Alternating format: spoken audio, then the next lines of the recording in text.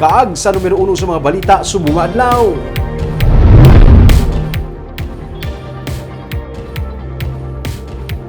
Kakulang sa mga manunudlo kag mga pulungpuan ang nagsugata sa una nga adlaw sa pagbalik sang full face-to-face classes sa mga pampubliko nga eskwelahan.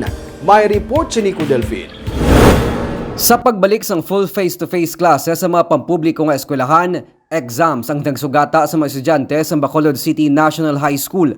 Sang nagligad nga si Mana kung taning exams pero ginpostpone bangod sang bagyo paeng. Subong nga may exams, makaigo ang mga estudyante kay tig 20 lang ka mga estudyante ang nagakuha sa exams sa kada classroom. Pero kung magbalik ng lecture sa classroom, ginapaabot nga may kapin sa 2,000 tanan ka mga pulungkuan ang kulang sa BCNHS. Very obvious ang mga problema, not only in my school but majority of the schools probably kay we increase our enrollment.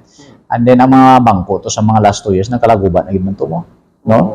So ang mga classrooms tinamat-amata naton po may mga daara pa yung mga defective ng mga classrooms. Magluwas sa kakulang sa mga pulungkuan kag manunudlo sa pagbalik sang full face-to-face classes sa mga pampubliko nga eskwelahan, hindi pa man fully operational ang mga kantin sa sulod sa mga bulutuan. Gani nagapangabay si Hilangre nga muman ang pamuno sa Bacolod City School Teachers Association nga dapat pabalunan sa mga ginikanan ang ila mga kabataan sang tubig kag pagkaon agod makalikaw sa balatian. Kantin gali sa subong hindi pa gid kadali-dali full blown, no? Gina-require tangaraan sila sa mga medical health kag certificate sa aton man City Health.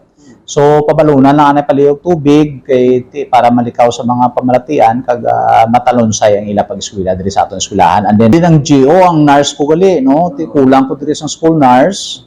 Not only in my school but in other school. So we hope nga mga dagko nga school matagaan gid sa school nurse kay ini sa face to face kinahanglanon ta gid ini.